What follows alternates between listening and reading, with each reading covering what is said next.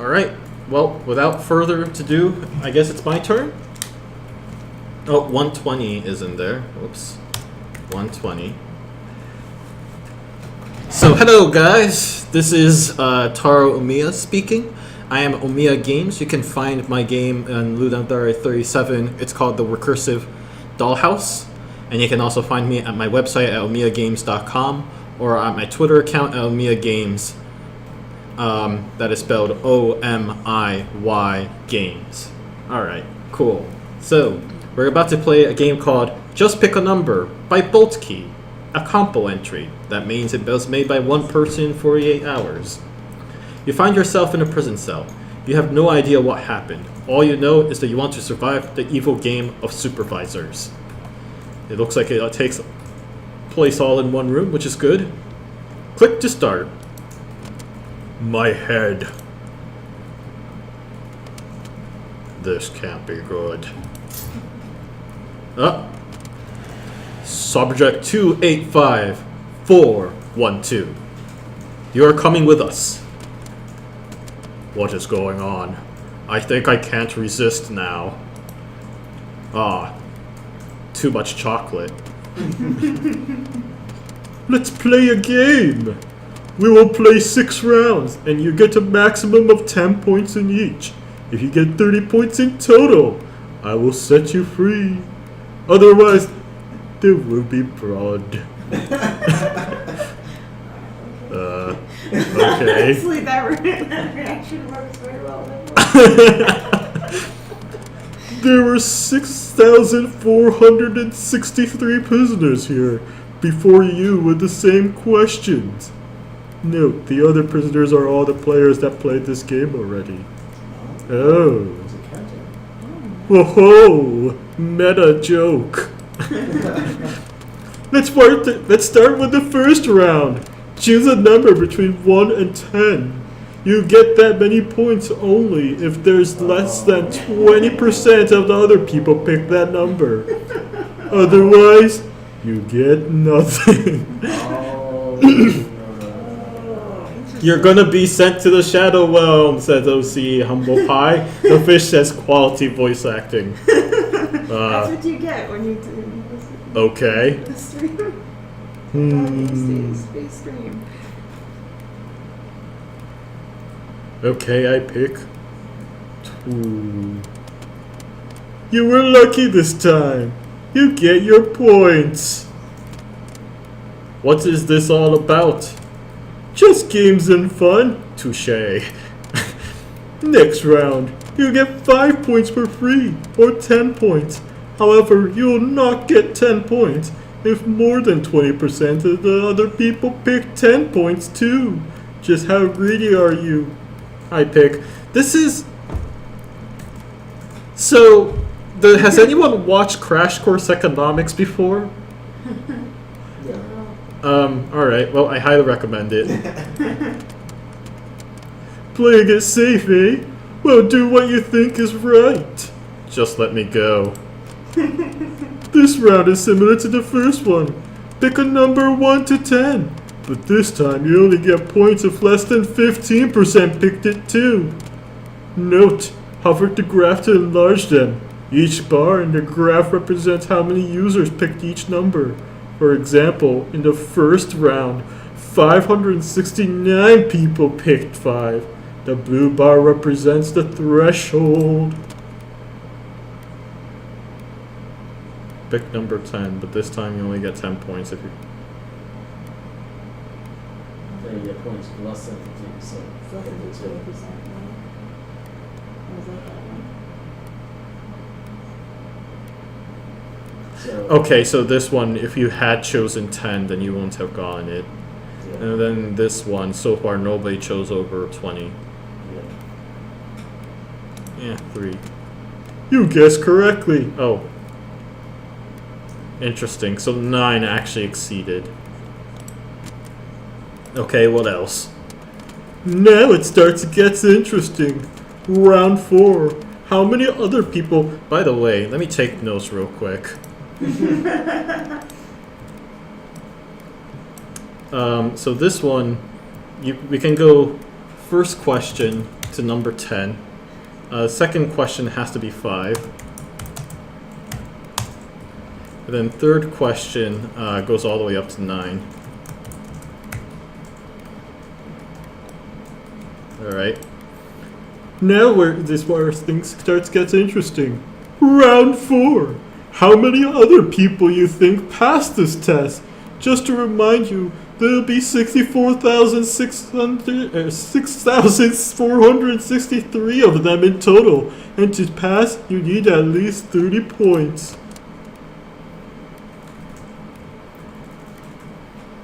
Well, I'm thinking that 2,463 people. There were 1,581 survivors in total. You get full points for your guess of 2,463. 1581. Okay, is this ending anytime soon? Just the last 2 questions. I cannot wait to see if I finally get to execute you. Here we go. Pick a number between 1 and 10. But you get to that many points only if less than 10% of the people pick that number 2. 4. Nice one, you little lucker. Oh, 4 is the largest one. No. 5 is under, but yeah, I'm gonna go with 4 for that one. No. What is the final question? Final question! Da, da, da, da. Pick a number between 1 and 15. Get that many points if your number is lower than the average of all the numbers selected in this round by other prisoners.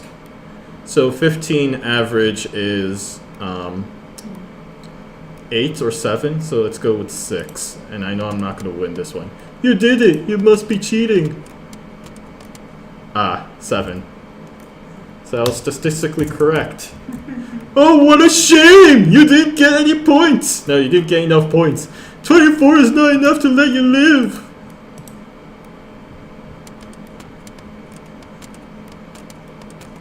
Final score.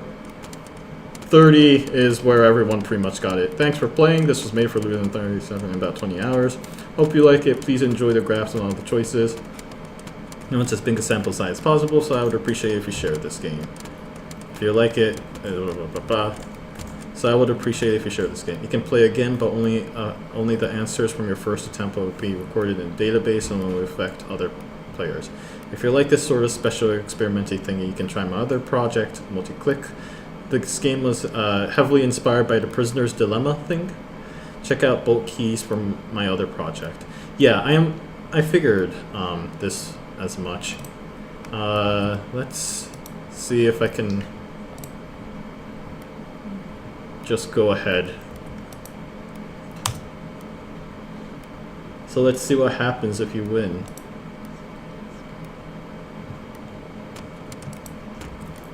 I will also close this because we don't need 2 things running at once.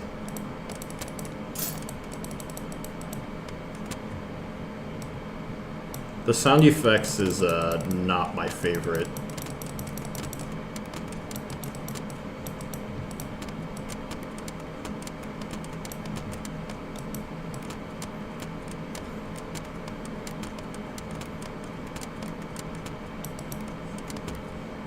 Okay, so number 1 was 10. You were lucky this time. What is this all about? Just games and fun.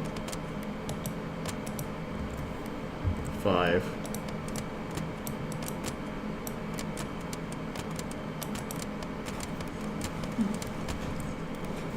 9. Oh! I didn't take my notes correctly. Nope, you greedy piece of junk. Okay, what else? Now things get interesting.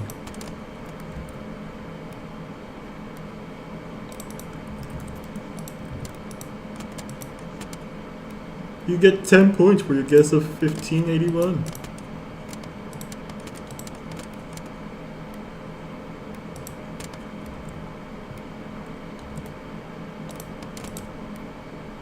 I am a little lucker. Yeah. 7. He did it. You must be cheating. How did you know? Congratulations. You got 36 points. You win. Thanks for playing.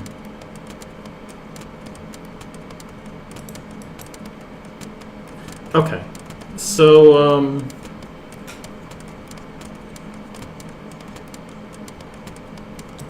I believe the prisoner's dilemma, which this is actually kind of an interesting way of gamifying that. I appreciate that. I believe, if memory serves correct, what the prisoner's dilemma says.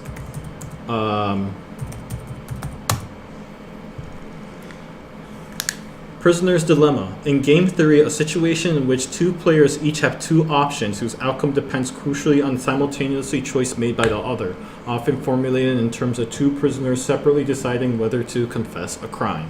So I think that this is one where, like, but if you have two, if you have two prisoners, one of them,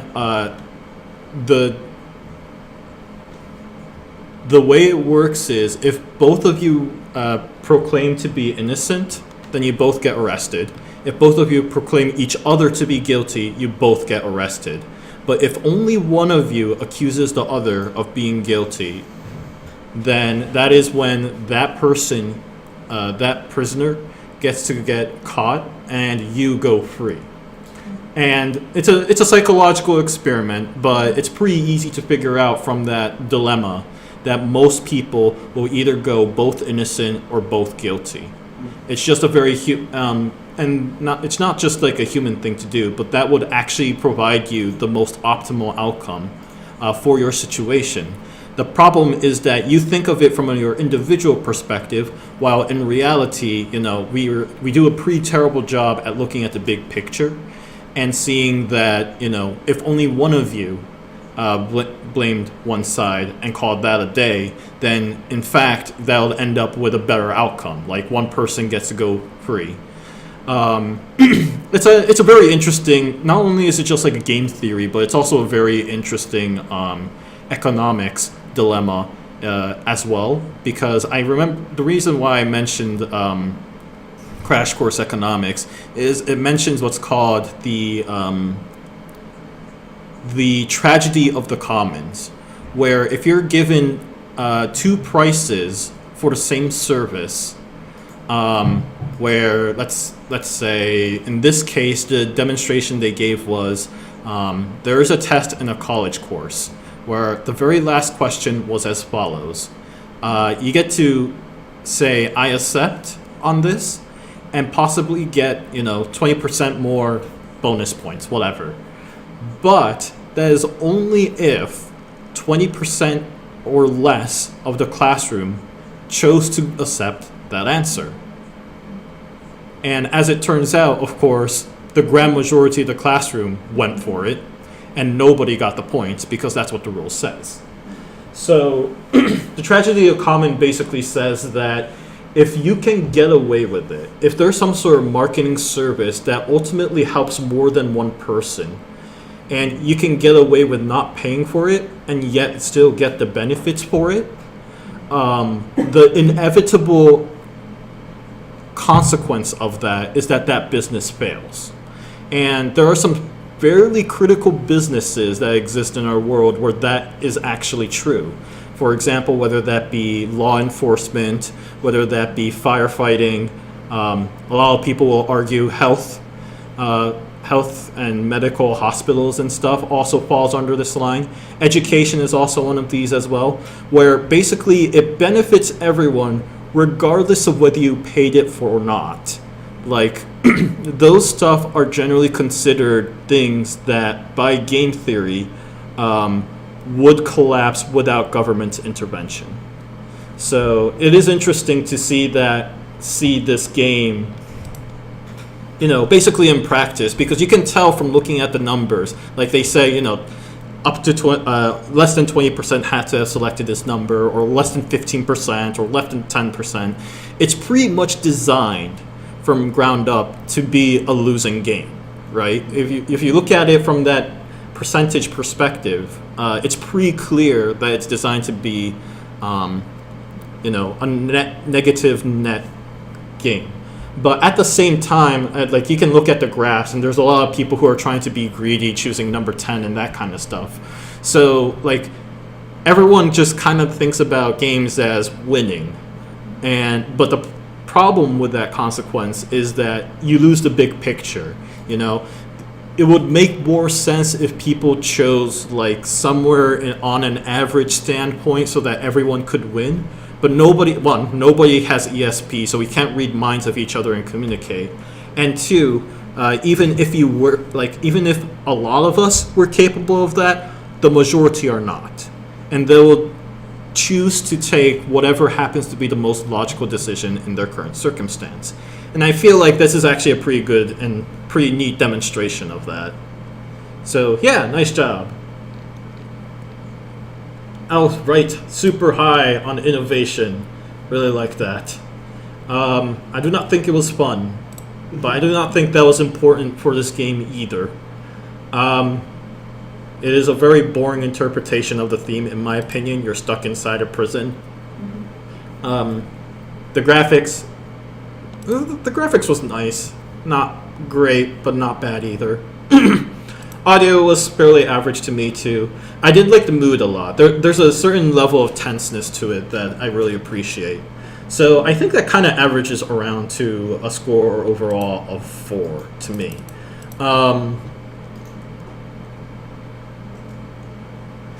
It's less a game to me and more a game theory to me. And to be clear, when we talk about game theory, despite the word game in it, it's really about what is the inevitable outcome. What is the inevitable outcome of this process if we reduce the rules to this? And game theory obviously is more important when it comes to modeling certain, whether it be economic aspects of our own world, whether it be rule-based ideas in our own world, that kind of stuff. And to me, like, I feel like the outcome in this game is inevitable. As you've already mentioned, it's like the prisoner's dilemma, game theory concept. So there's already a lot out there that kind of says, like, this is what is going to happen. And so that kind of, to me, loses a lot of magic with the game. But for all intents and purposes, I did find it a very interesting experiment, and I did find the results to be fascinating, which I guess is what matters in this case. Cool stuff. Reminds me a lot of the tragedy of the commons. Game theory. Well,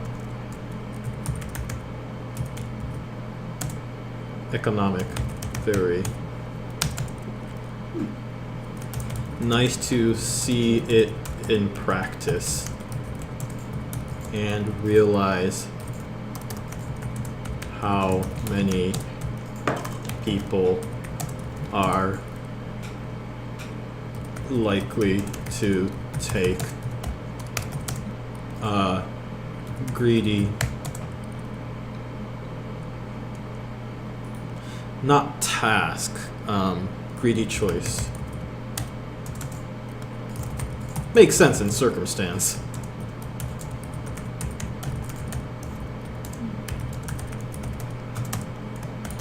It'll be cool to see some sort of counteracting game that forces the player to see the big picture and devise a way to take the most economically optimal path.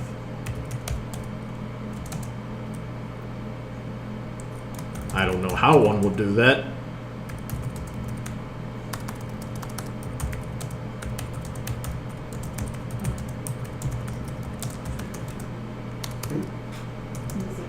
But I do like to see